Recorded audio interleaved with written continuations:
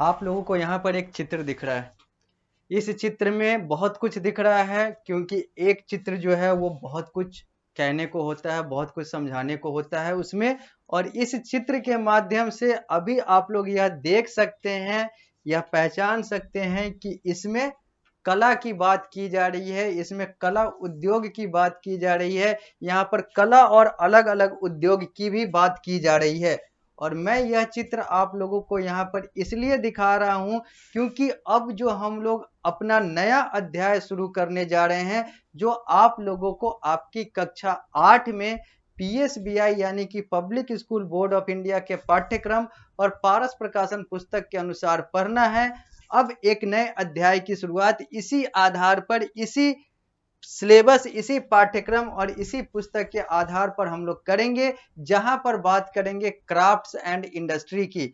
यानी कि यहां पर बात होगी क्राफ्ट की, यहां पर बात होगी अलग अलग उद्योग की और क्राफ्ट से जुड़े हुए अलग अलग उद्योग की। और इसके अलावा भी हर उस उद्योग की बात होगी जो कॉलोनियल पीरियड यानी कि औपनिवेशिक काल में अपने बुरे स्तर या फिर कहें तो अपने बुरे दौर से गुजर रहा था। यानी कि अब हम लोग यहाँ पर देखेंगे craft and industry in colonial period. यहाँ पर बात होगी क्राफ्ट और अलग अलग इंडस्ट्री की कॉलोनियल पीरियड के समय आखिर इनकी स्थिति कैसी थी, औपनिवेशिक काल के समय इनकी स्थिति कैसी थी। अब इसकी बात होगी, जो कि आप लोगों को अपने कक्षा 8 के सामाजिक विज्ञान के तहत आने वाले इतिहास में पढ़ना है। और यह आप लोगों को सामने दिख रहा है, यह अध्याय संख्या 5 है, पारस प्रकाशन पुस्तक के अनुसार और पीएसबीआई के पाठ्यक्रम के अनुसार। और यह जो पृष्ठ संख्या है यह 91 है,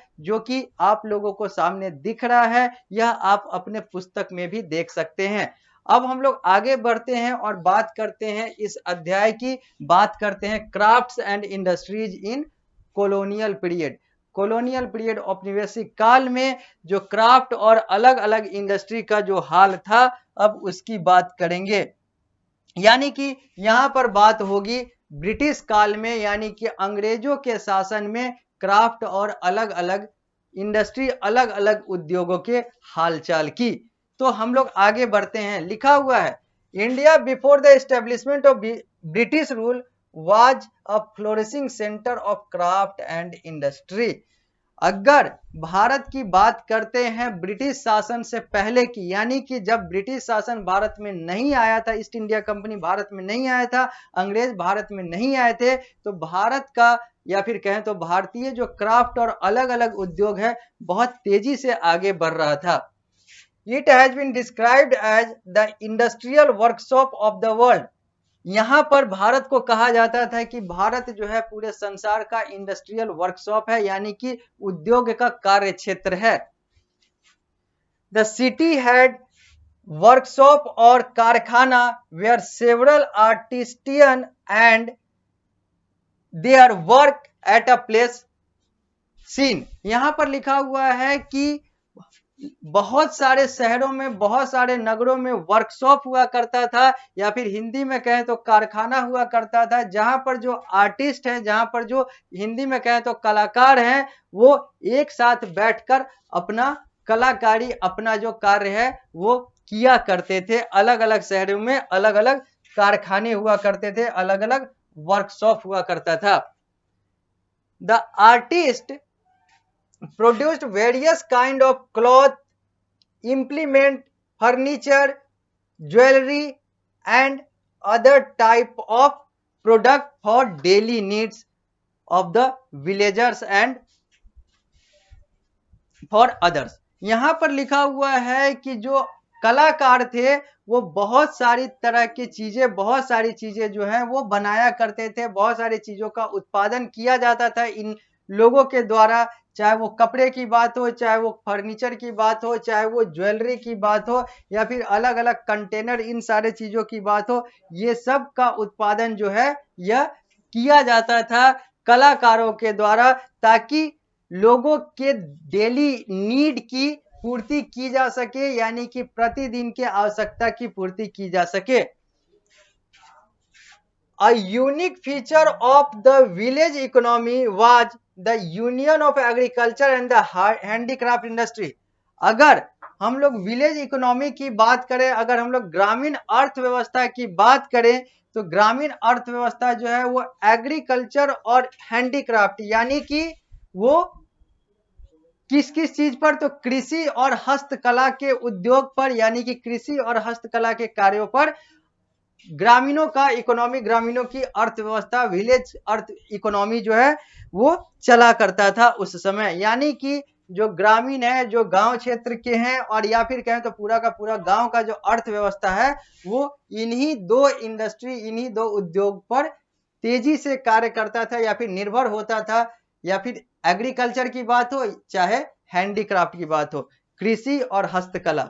ये This means that the family of the peasant undertook weaving and spinning as a part-time activity. इसका मतलब यह हुआ कि जो किसान परिवार के जो और भी जो व्यक्ति थे, जो उनके परिवारजन थे, वो किसानी के अलावा यानी कि कृषि के अलावा कपड़े का बुनाई, सिलाई, ये सारा काम भी पार्ट टाइम के तौर पर किया करते थे। The other artists got their share of crop for the services they provide to the village. और बाकी जो आर्टिस्ट है वो क्या, तो वो गॉट शेयर ऑफ क्रॉप, वो क्रॉप जो भी वो अपना कलाकारी, अपने कार्य से वहां के यानी कि विलेजर्स के नीड को पूरा करते थे। उसके बदले में जो ग्रामीण है, जो विलेजर हैं, उनको क्रॉप यानी कि फसल और ये सारे चीज, ग्रेन्स वगैरह, व्हीट, राइस यानी कि गेहूं, चावल, ये सारा कुछ दिया करते थे। They were praised and patronized for their work by the local ruler and landlord. जो स्थानीय जो रूलर थे, जो शासक थे और जो जमींदार थे, उनके द्वारा भी इनके कला की तारीफ होती थी, इनके कला को तारीफ मिलता था, सम्मान मिलता था। लिखा हुआ है article made by Indian artist had a market across the world. जो इंडियन आर्टिस्ट यानी कि भारतीय कलाकारों के द्वारा जो आर्टिकल, जो अलग अलग जो अनुच्छेद, अलग अलग जो चीजें लिखी जाती है संपादकीय के तौर पर, जो अभी हम लोग देखते हैं, वो पूरे दुनिया में उसका बाजार था। यानी कि पूरे दुनिया के लोग जो हैं इसके प्रति जो है उत्सुक रहते थे और इसको परचेज करते थे, इसको खरीदते थे और पढ़ते थे। यानी कि भारतीय कलाकारों का जो आर्टिकल है, भारतीय कलाकारों का जो एडिटोरियल कह ले, या फिर अलग अलग चीजों पर अपना विचार जो लिखित होता है, उन सारे चीजों का मांग जो है पूरे दुनिया, देश और दुनिया यानी कि भारत और भारत के अलावा पूरे संसार में था, व्यापक तौर पे भारतीय कलाकारों का। The main export in the 17th century were, अब जो मेन एक्सपोर्ट यानी कि जो चीजें जो भारत के बाहर जाया करती थी, भारत से 17वीं शताब्दी में यानी कि जो निर्यात हुआ करती थी, वो था calico, muslin, yarn, raw cotton, silk, raw silk, gold and silver, artefact, jewellery, leather, sugar, rice, indigo, pepper and other spices. बहुत सारी चीजें जो है वो भारत निर्यात करता था, चाहे सोने की बात हो, चांदी की बात हो, सिल्क की बात हो, ऊन की बात हो, चावल की बात हो, चीनी हो, चमड़ा हो, अफीम हो, ये सारी चीजें जो है, ये चरस हो, ये सारी चीजें जो है वो भारत के द्वारा निर्यात किया जाता था। अब ये चीजें अलग है कि कौन सी चीजें जो है वो सही है, कौन सी चीजें गलत है, लेकिन आर्थिक रूप से ये सारी चीजें जो है वो भारत के लिए या किसी भी अर्थव्यवस्था के लिए बेनिफिशियल होता है। The value of export from India far exceeded the value of import into India.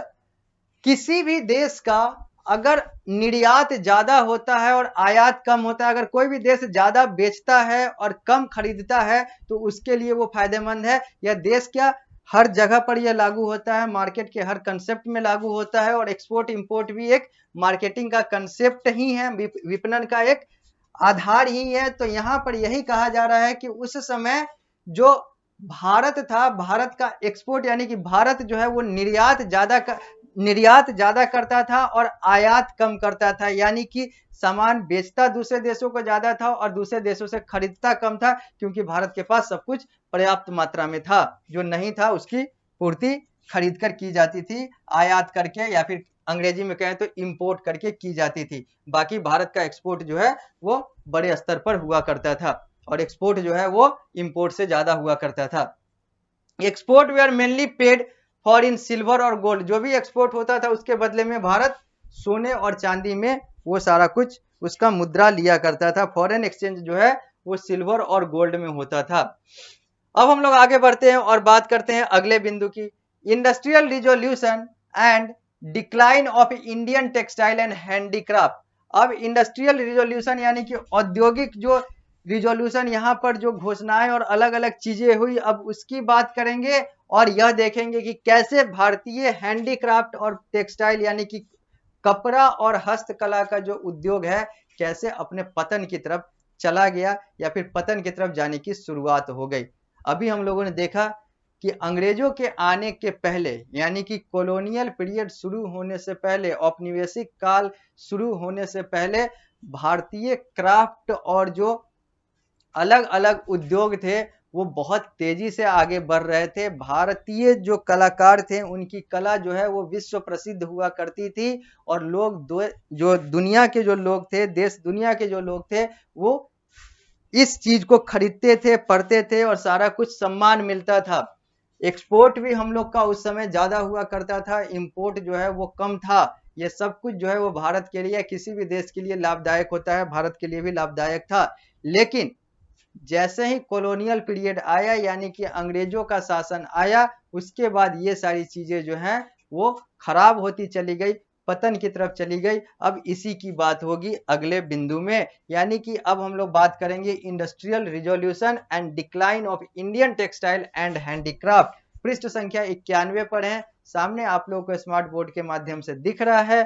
पारस प्रकाशन पुस्तक का सॉफ्ट कॉपी, हार्ड कॉपी आपके पास है ही पुस्तक के तौर पे, आप वहां पर भी देख सकते हैं। तो बात करते हैं industrial revolution and decline of Indian textile and handicraft. लिखा हुआ है, popularity of Indian handicraft and cotton textile started to decline after the industrial revolution. जब इंडस्ट्रियल रिवॉल्यूशन, जब औद्योगिक क्रांति आई तो उसके बाद क्या हुआ, उसके बाद जो भारतीय हस्तकला और जो सूत और जो कपड़े का जो व्यापार था या फिर कपड़े का जो प्रोडक्शन था और इस क्षेत्र में जो कार्य हो रहा था भारत में, उसमें पतन आना शुरू हो गया। अंग्रेजी में कहें तो डिक्लाइन फेज में चला गया। The machine made textile was cheaper and produced in mass। जो मशीन मेड टेक्सटाइल है, जो मशीन आ गया, औद्योगिक क्रांति हो गई, तो जो पहले हस्तकला हुआ करता था अब वो मशीन कला में चला गया, यानी कि जो पहले हैंडीक्राफ्ट हुआ करता था अब वो मशीन क्राफ्ट हो गया, यानी कि मशीन मेड हो गया। और मशीन मेड हो गया तो जिसके कारण से टेक्सटाइल जो है, ये जो कपड़े वगैरह हैं और अलग अलग चीजें जो हैं वो सस्ता भी हो गया और बल्क में यानी कि मास में यानी कि बड़े मात्रा में उसका प्रोडक्शन भी होने लगा। Handmade product could not compete the machine made product. जो हैंडमेड प्रोडक्ट था वो मशीन मेड प्रोडक्ट को कंपीट नहीं कर पा रहा था, उसको प्रतिस्पर्धा, उसको चुनौती नहीं दे पा रहा था। एक तो इसमें समय ज्यादा लग रहा था हैंडमेड में, मशीन मेड बहुत तेजी से बन रहा था। यहां पर समय ज्यादा लग रहा है, कॉस्टिंग ज्यादा हो रही है, यहाँ पर पैसे भी ज्यादा लग रहे हैं। वहां पर एक साथ बहुत सारे प्रोडक्शन हो रहे हैं, बल्क प्रोडक्शन हो रहा है, पैसा भी कम लग रहा है। बहुत सारी चीजें हैं जो मशीन को सपोर्ट कर रही है, बहुत सारा सिचुएशन जो है वो मशीन वाले कंडीशन को सपोर्ट कर रहा है, हैंडमेड वाले सिचुएशन को सपोर्ट नहीं कर रहा है, जिसके कारण से कंपटीशन इन दोनों के बीच में नहीं हो पा रहा था, यानी कि मशीन जो है वो बहुत आगे निकल गया था और निकल रहा था। मशीन मेड प्रोडक्ट लिखा हुआ है कि जो मशीन निर्मित प्रोडक्ट था, machine made product were cheaper comparatively. अगर तुलनात्मक दृष्टि से देखें तो मशीन मेड प्रोडक्ट जो था वो सस्ता था हैंडमेड प्रोडक्ट के। The people started to use the machine made product and this led to the decline in demand of handicraft and cotton textile of India। और लोगों ने अब मशीन मेड प्रोडक्ट को खरीदना शुरू कर लिया, या फिर कहें तो लोगों का जो रुझान है वो हैंडीक्राफ्ट से अब मशीन मेड प्रोडक्ट की तरफ चला गया, और जिसके कारण से हैंडीक्राफ्ट और जो कॉटन टेक्सटाइल जो इंडिया में है उसकी मांग कम हो गई, और मांग कम हो गई तो वो डिक्लाइन यानी कि पतन वाले रास्ते पे चला गया, पतन वाले रास्ते पे आ गया। बिसाइड, इसके साथ साथ इसके अलावा the colonial government policy supported the British product. जो कॉलोनियल गवर्नमेंट था, जो औपनिवेशिक जो सरकार थी, वो वहां के यानी कि अपने सामान यानी कि अंग्रेजों वाले प्रोडक्ट को सपोर्ट करती थी, उसका समर्थन करती थी, भारतीय का नहीं करती थी। क्या लिखा हुआ है?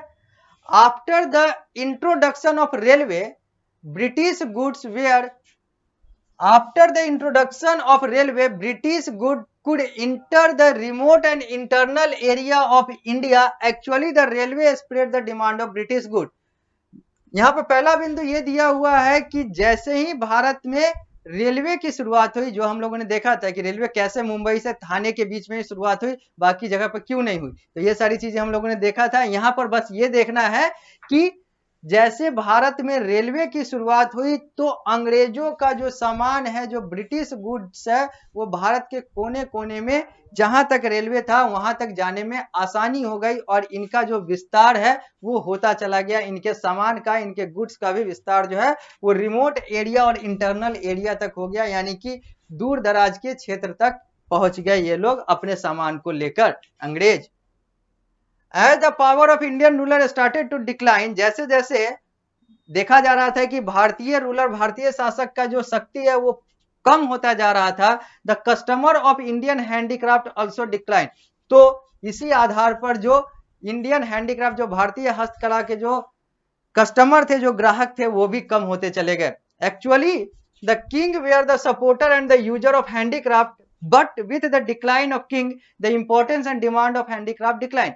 चूंकि वास्तव में जो किंग, जो राजा हुआ करता था, उस समय राजा हुआ करते थे, वो लोग हैंडीक्राफ्ट के यानी कि हस्तकला के समर्थक थे, जिसके कारण से हस्तकला जो है वो आगे बढ़ रहा था। और जैसे जैसे ये लोग का पतन होता चला गया, हस्तकला का मांग भी खत्म होता चला गया। अगला, the ruin of Indian handicraft was reflected in the destruction of the town and cities.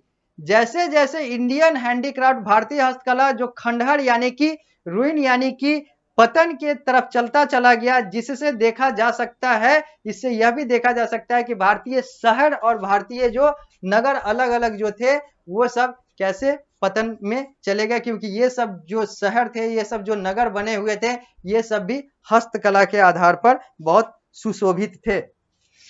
The popularity of Dhaka, Surat and Murshidabad decline. जो ढाका, सूरत और मुर्शिदाबाद जैसे क्षेत्र जो थे, जो हैंडीक्राफ्ट के लिए जाने जाते थे, वो सब भी अब प्रसिद्धि से डिक्लाइन की तरफ चले गए, यानी कि पतन की तरफ चले गए। अगला पॉइंट है, जो अंतिम पॉइंट है, वो है after decline of handicraft. Handicraft के डिक्लाइन के बाद यानी कि हस्तकला के पतन के बाद more and more people started to divert toward agriculture. बहुत और बहुत सारे लोग जो हैं वो कृषि की तरफ चले गए, कृषि को अपना व्यापार व्यवसाय देखने लगे। Then the pressure on agriculture was heavy. तब एग्रीकल्चर पर जो दबाव था वो भी बढ़ता चला गया, एग्रीकल्चर पर भी निर्भरता या फिर दबाव जो है, प्रेशर जो है वो बढ़ता चला गया। इस अध्याय को अभी हम लोग यहीं पर रोकेंगे, इस कक्षा को अभी हम लोग यहीं पर रोकेंगे। मिलते हैं अगली कक्षा में, तो इस अध्याय को यहीं से आगे बढ़ाएंगे, यानी कि अगली कक्षा में हम लोग शुरू करेंगे डिस्ट्रक्शन ऑफ इंडियन हैंडीक्राफ्ट।